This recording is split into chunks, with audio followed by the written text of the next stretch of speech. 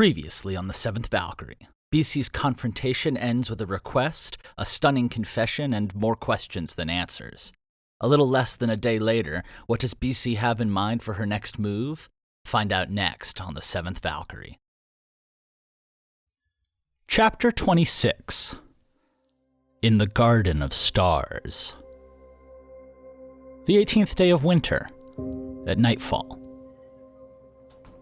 BC. The bustle of people going in and out of the pit made it easy to wander without purpose. In the aftermath of the attacks at the festival, the four families had openly declared control of the city for security purposes, and people were actually adapting pretty quickly. There were more soldiers on the street, but there was less suspicion in the air. At this point, everyone had much better things to do than worry about where someone else was running or what they were carrying, because the Eterans were at their doorstep. So no one questioned the fresh-baked cookies when they were delivered to BC, and no one questioned them as BC made her way up and down the flights of stairs in velvet, handing them out. There had been no note on Krona's package this time, but there hadn't needed to be.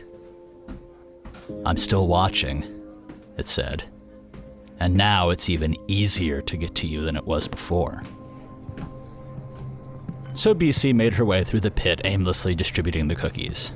Well, not entirely aimlessly. She had a list of people she wanted to see, but she didn't particularly care about where she saw them and in what order. To Pors, she had given a cookie and a hug and joked about how he was getting too old for this shit. But then he had just nodded like she was right and taken the cookie, and that was far worse than whatever comeback she'd expected. To Kalechi and Lao, she had given a cookie each and then snuggled up with them for a few moments of precious silence. There were no words exchanged, just a feeling of quiet security that felt far too fleeting.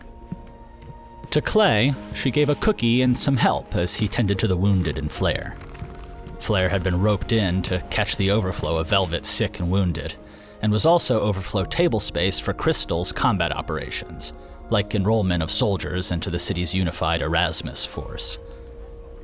It was then out back of Crystal, in the lounge for waitresses and servers and musicians, that BC found Jazz and Vela and Piona and half a dozen other girls, lingering around trying to gossip like they would have been in before on any other normal night. But it was hollow. They were missing friends still, friends who had died, and any chance for grieving had been swept up in the preparation for another attack. BC's arrival brightened things up for a second with the cookies, which seemed like a pleasant refreshment, but BC knew better than to overstay her welcome. Even though BC was a friend, now she was part of the world that they were trying to avoid for a few precious moments of gossip. Also, the guards in front of Eclipse were giving her the evil eye. Since the attacks, Eclipse had been closed and was guarded day and night by the heaviest security BC had seen anywhere in the city, which was split between men of different families. That was basically a sign saying, "Hey, family hierarchy, this way," but based on the sheer power of the gifts that was contained in men just on the staircase, it would have taken a apostolist to break into that meeting. BC made herself scarce and eventually found her way back through Crystal towards the pit. Crystal was a little higher class than Velvet and Flare, more for the elegant occasion rather than the common man's love and lust. On nights in the pit, the music here was gentler, quieter, and more intricate, the drinks more extravagant, aged, and curated. Not quite on the level of Eclipse, but certainly fancy. There were rules for attire, only classical forms of dancing were allowed, and there was absolutely no buying and selling of sex. It was just a classic, smoky lounge, all crafted from ancient woods and fine leathers with gentle crystal inlays. It was funny. Crystal, the name itself, was actually a bit of a misnomer. Flare, Velvet, and Gold all had far more crystals by mass, by meter, by number, by sheer prominence. But Crystal had been the second establishment created in the pit, and the name had stayed. Well, crystal numbers were irrelevant now, and somehow Crystal seemed like the place that had changed the least. Sure, the entire lounge was covered with soldiers, littered with weapon shipments on the way in or out, but at the center of it all stood Ronnie, the crew-cut, grizzled Sandran proprietor of Crystal, lingering and watching over things as always. Now, the only difference was that she was the chosen leader, of the Erasmus Force. The stories had it that Roni had been an experienced soldier of fortune, was even rumored to be one of the mercenary kings, before she had settled in as the owner of Crystal. It wasn't uncommon for Sandrins to set out into the world as mercenaries. There were scant resources in the wastes, and in a region as war-torn as the Borderlands, people with refined combat skills were incredibly valuable. But what had been unique about Roni among most mercenaries was her unshakable adherence to old codes of honor, war, and combat in a world that was quickly forgetting about them. To rise to the heights of being a mercenary king without pissing off any of the four families was in and of itself impressive. And to rise to those heights, as well as gaining such respect that she would be offered a position as a pit owner and made commander of the Erasmus Force, well, that was a one-of-one kind of accomplishment, and only Roni had ever done it. BC met eyes with Roni as she reached the door, dark expression meeting a steel-faced gaze. Sometimes people said that was Roni's closest thing to a smile.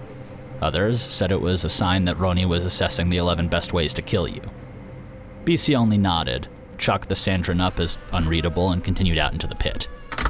It was there that she spotted Fudge, whose tail was flapping against the ground as he was running from familiar friends to strangers, back to friends with an innocent excitement that just made BC feel even hollower. Hollowness aside, though, it didn't stop her from giving Fudge a cookie when he spotted her and sort of flumped her way with a joyful warble. It wasn't entirely clear to BC what Woolymons ate in the wild. Fudge happily devoured everything from fruit to butterflies to cookies to trash to meat chunks, but BC could scarcely picture Fudge hunting for food. Maybe they hunted in packs? That would be terrifying, an army of very happy, fuzzy creatures coming to kill and eat you in the friendliest way possible. Fudge flopped over onto his back, presenting his soft belly. Well, you wouldn't be able to hurt anybody. Fudge warbled his agreement before flipping over and setting off with purpose again, warbling at her to follow. At first, it seemed that Fudge was leading her up to the rooftop garden, one of his favorite spots, but as they reached the second set of stairs, Fudge veered off towards the middle levels, and BC stopped in her tracks. Even 2 steps down from the landing, she could see over the rows of beds to the back, where Wayver lay sleeping. She couldn't bring herself to step any further up, even as Fudge ran over and leapt onto Wayver, snuggling and roughhousing, nosing at Wayver's missing arm, and then immediately forgetting the missing arm and just continuing to snuggle. BC stepped another 2 steps back down the stairs, out of sight. Fudge would almost certainly be staring back at her, and might even try to come get her. He loved to have BC and Wayver play with him. And then Wayver would get up and try to come see what was happening, and then the lights flickered, and BC took the steps in 2s all the way back down to the basement of Velvet. She could only feel safe when she looked back up, looking at Fudge at the top of the stairs warbling, with Wayver calling out at the Woolymons asking what was going on. That was the only time BC stopped to look back, and it was only when she had left Velvet entirely that she noticed the lights were slowly stopping their incessant flickering. Or maybe out here her power was just a bit more dispersed. Dropping into a comfortable crouch against the wall outside of Velvet, BC dragged long and hard on a spliff, drinking in the bustle of the pit and the cool evening air. If she closed her eyes and tried hard enough, she could almost touch the memories here, of nights spent chasing the dawn, of giggling and laughing and dancing like the sky was in reach and the world would never come crashing down. But then she'd burned the spliff down to the filter, so she flicked the ashes to the ground and strode off towards the entrance of Gold, with an anxious purpose in her step. It didn't take long before BC stepped into the grand entrance of Gold, where the glitzy lights to entrap you had already been replaced by steady burning torches and the busy rush of a command post. Somehow the similarities of sight and sound were more unsettling than the differences. Gold had always handled finances for issues of pit-wide significance, and as the pit's very literal center point, it was a natural gathering ground. Plus, the owner of Gold was an Aelish mathser named Aroth, who had such a single-minded focus on growing, counting, and maintaining incomes that it was inconceivable he would make any trouble to disrupt that.